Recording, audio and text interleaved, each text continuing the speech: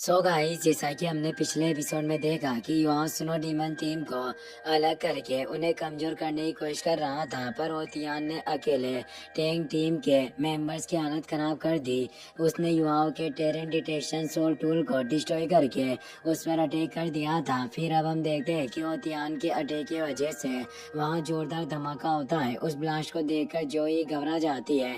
Elder जिंग कहते हैं कि मैं यकीन के साथ कह सकता हूँ कि इस बैटल के बाद यहाँ जिंदा नहीं बच पाएगा और हो सकता है कि इस ब्लास्ट में उसकी जान चली गई हो। मगर युवाओं को उस ब्लास्ट से कुछ फर्क नहीं पड़ता, क्योंकि उसने केतो की फिफ्थ सोल स्किल अकाला लॉलीपॉप की मदद से इनविजिबल शील्ड एक्टिवेट कर ली थी। ये देखकर सब चौंक जाते हैं। जोई कहती है कि केतो की सोल स्किल 7 सेकंड तक इनविजिबल शील्ड एक्टिवेट करके रख सकती है, जिसकी डिफेंसिव पावर एक डिफेंस सोल मास्टर की फिफ्थ सोल स्किल जितनी है। हैरानी की बात है कि यह शील्ड 7 सेकंड तक किसी भी सोल संत के अटैक को रोक सकती है। यहाँ तक कि इसकी डिफेंसिव पावर सोल टूल्स की शील्ड से भी कहीं ज्यादा है। एक तरह से कहा जाए तो अकाला लॉलीपॉप एक डिवाइन स्किल है। युवाओं को ब्लास्ट से कोई भी फर्क नहीं पड़ता। वो खेतों को आगे की प्लानिंग शुरू करने के लिए कहता है।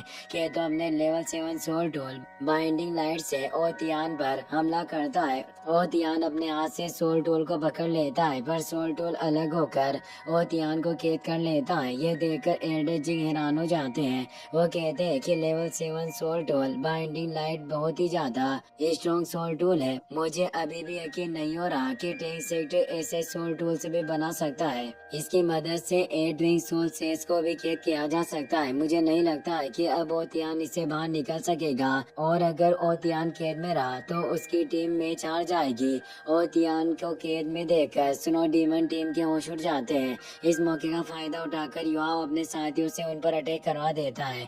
ओतियान अपने साथियों से कहता है कि तुम्हें मेरी फिक्र करने की जरूरत नहीं, ये चीज मुझे ज्यादा वक्त तक नहीं रोक सकती। तुम बस फाइट करने पर ध्यान दो, कुछ वक्त में मैं आजाद हो जाऊंगा। तुम सब साथ मिलकर युवाओं पर अटैक करो। ये बात सुनकर स्नो डीमन टीम युवाओं पर अटैक करने के लिए जाते हैं, पर संशी अपने मिस्टेक पोजीशन स्वेब स्किल का यूज कर देता है, जिस वजह से वो युवाओं पर अटैक नहीं कर पाते। अचानक वीणा युवाओं पर अटैक कर देती है, जिस वजह से वो तो घबरा जाती है, पर संशी युवाओं के सामने आकर उसे बचा लेता है।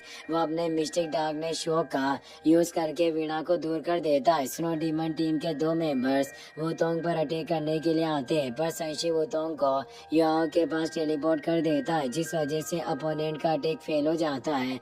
युवाओं और वुतोंग एक दूसरे का हाथ पकड़ लेते हैं, जिससे अपोनेंट को पता चल जाता है कि वो अपनी martial soul fusion skill activate करने वाले हैं। इसीलिए वो सब उन दोनों को रोकने के लिए जाते हैं, मगर संशी अपनी जवान मिंग शील्ड फॉर्मेशन की मदद से उन्हें रोक देता है और अपनी मिस्टिक शॉक स्किल की मदद से उन पर अटैक करता है। शील्ड के साउंड वेव्स की वजह से अपोनेंट को बहुत तकलीफ होती है और वो कुछ नहीं कर पाते। इससे ओतियान को बहुत ही ज्यादा गुस्सा आता है।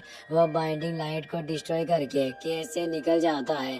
तभी युवाओं और वुतोंग अपनी martial soul fusion skill golden road से उस पर अटैक कर देती है, जिसकी वजह से ओतियान और उसकी साथी गोल्ड में जम जाते हैं। यह देखकर एल्डर जिंग हैरान हो जाते हैं। वो सोचते हैं कि कुछ वक्त पहले स्नो डीमन सेक्टर मैच जीतने वाला था, पर पलक झपकते ही वो सारी परिस्थिति बदल गई। टैंक सेक्टर सच में बहुत ही ज्यादा ताकतवर है। ओतियान गोल्ड से बाहर आने लगता है। इतने वक्त में युवाओं और वुतोंग अपनी second martial soul skill heavenly emperor hammer से उस पर अटैक कर देते हैं। ओतियान को बचाने के लिए वीणा अपनी फोर्थ सोल स्किल का यूज करती है। वो अपनी ब्रेन स्पीड की मदद से एम्परर हैमर को रोकने की कोशिश करती है, मगर एम्परर हैमर 1 लाख साल पुरानी सोल स्किल थी और उसकी पावर बहुत ही ज्यादा थी, जिस वजह से वीणा उसे नहीं रोक पाती और दूर जाकर गिरती है। एम्परर हैमर को देखकर ओतियान को डर जाता है, पर उसके कुछ करने से पहले ही एम्परर हैमर उसके ऊपर गिर जाता है, जिसकी वजह से वहाँ बहुत ही ज्यादा एनर्जी रिलीज होती है। उस एनर्जी की वजह से ग्राउंड में मौजूद लोगों को परेशानी होती है।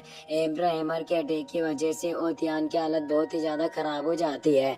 वो वीणा से कहता है कि मुझे माफ कर देना, मैं तुम्हारी उम्मीदों पर खरा नहीं उतर पाया। ये कहते हुए वो बेहोश होकर जमीन पर गिर जाता है। बेबे और उसके साथी स्नो डीमन टीम के मेंबर्स को घेर लेते हैं। युवाओं अपने आइस पावर की मदद से उन्हें एक जगह पर अटका देता है। वीणा ओतियान के पास जाकर उसे होश में लाती है। ओतियान कहता है कि तुम्हें फिक्र करने की जरूरत नहीं, मैं इतनी जल्दी नहीं मरने वाला। बस मुझे इस चीज का अफसोस है कि हम इस चीज को नहीं जीत पाए। और तियान और अपने साथियों की हालत देखकर वीणा को समझ में आ जाता है कि अब वो आगे फाइट नहीं कर सकते, इसलिए हार मान लेती है। चीफ रेफरी टेंग सेट को विजेता घोषित कर देते हैं, जिससे जोई और बाकी सब खुश हो जाते हैं। युवा सोचता है कि वीणा के पास सिर्फ 10 मार्शल सोल्स ही नहीं है, बल्कि उसकी ब्रेन सोल में 10,000 साल पुरानी 6 सोल रिंग्स है। हैरानी की बात है कि वीणा ने अपने 4th सोल स्किल की मदद से कुछ वक्त के लिए एम्ब्रा हैमर को रोक दिया, जबकि एम्ब्रा हैमर की पावर के मार्शल सोल बॉडी से कहीं ज्यादा ताकतवर है। वीणा की सोल स्किल देखकर मैं बता सकता हूँ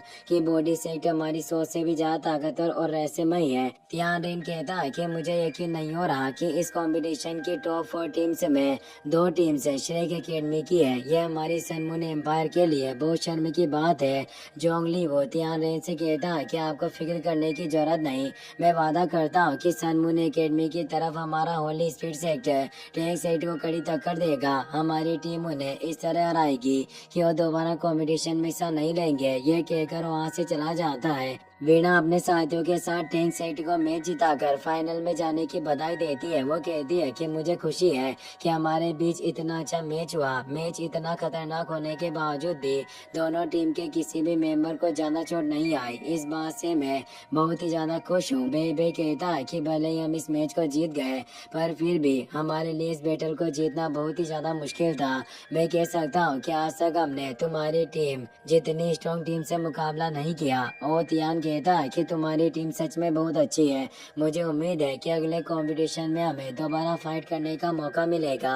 युवा कहता है कि तुम्हें फिक्र करने की जरूरत नहीं, अगर सब कुछ ठीक रहा तो हम सोल फाइटिंग कंपटीशन में हिस्सा लेंगे। वीणा युवाओं से कहती है कि जहाँ तक मुझे लगता है फाइनल में तुम्हारा मुकाबला होली स्पीड सेक्टर से होगा, और तुम जानते हो कि उस टीम में सारे इविल सोल मास्टर्स हैं, इसलिए तुम्हें संभल कर रहना होगा, वरना तुम्हारी जान खतरे में पड़ सकती है। ये बात सुनकर युवा थोड़ा घबरा जाता है, क्यों जानता था कि इविल सोल मास्टर्स से फाइट करना कितना ज्यादा मुश्किल होता है। जांग पेंग टेंगया को होली लेडी कहकर बुला रहा था। वो कहता है कि फाइनल में हमारा मुकाबला टैंक सेक्टर से होने वाला है। मैं देखना चाहता हूँ कि ये बच्चे किस तरह हमारी टीम से फाइट करेंगे। टैंक सेक्टर बहुत ही स्ट्रॉन्ग है, इसीलिए हम उन्हें कमजोर समझने की भूल नहीं करेंगे। पर मुझे पूरा भरोसा है कि आगे होते हुए टैंक सेक्टर इस कंपटीशन को नहीं जीत सकता। टेंगया उसकी बातों का कोई जवाब नहीं देती। वो युवाओं और उसके साथियों को देखने लगती है। चीफ रेफरी तियान रेन को देखकर घबरा जाते हैं, क्योंकि इस मैच में उन्होंने टैंक सेट और स्नो डीमन सेट को किसी भी चीज के लिए परेशान नहीं किया, जबकि तियान रेन ने दोनों सेट के लिए परेशानी खड़ी करने के लिए कहा था। चीफ रेफरी जानते थे कि तियान रेन उन पर गुस्सा करेगा, इसीलिए वो पहले ग्राउंड छोड़कर चले जाते हैं। तियान रेन भी ग्राउंड से अपने पैलेस में आ जाता है, पर मैच के बाद से ही वो काफी खामोश था, जिससे जूजी हैरान हो जाती है। वो पूछती है कि मैच के देखने के बाद से ही आप काफी खामोश और निराश लग रहे हैं। मुझे समझ नहीं आ रहा कि आपको क्या परेशानी है। कहीं ऐसा तो नहीं है कि इविल मास्टर जोंगली वो की बात सुनकर आपको बुरा लगा हो, पर मेरा ऐसा मानना है कि वो सिर्फ आपको खुश करने के लिए ऐसी बातें कर रहे थे। जूजी खुद इविल सोल मास्टर से नफरत करती है, पर तियान रेन के साथ रहते हुए उसे उनकी तारीफ करनी पड़ती है, इसीलिए वो ये सब बातें कर रही थी। तियान रेन कहता है कि भले ही होली स्पीड सेट इस कंपटीशन को जीत जाए, पर इससे हमारा कोई फायदा नहीं होने वाला। वो हमारे एम्पायर का हिस्सा नहीं है। मुझे डर है कि अगर होली स्पीड सेट सच में कंपटीशन जीत गया तो मुझे पूरे एम्पायर के लोगों को जवाब देना होगा कि आखिरकार मैंने इविल स्पीड मास्टर्स को कंपटीशन में हिस्सा क्यों लेने दिया। अगर मुझे श्रेक एकेडमी और बॉडी सेट से बदला नहीं लेना होता तो मरते दम तक इविल स्पीड मास्टर्स की मदद नहीं मांगता। खैर, अब मुझे इस बात से फर्क नहीं पड़ता कि इस कंपटीशन को कौन जीतेगा। अगर हमारा प्लान काम कर गया तो इन सब लोगों के पास सिर्फ 2 रास्ते होंगे, या तो ये मेरे गुलाम बन जाएंगे या फिर मैं इन्हें मार डालूं। इसी के साथ ये एपिसोड यहीं पर खत्म हो जाता है।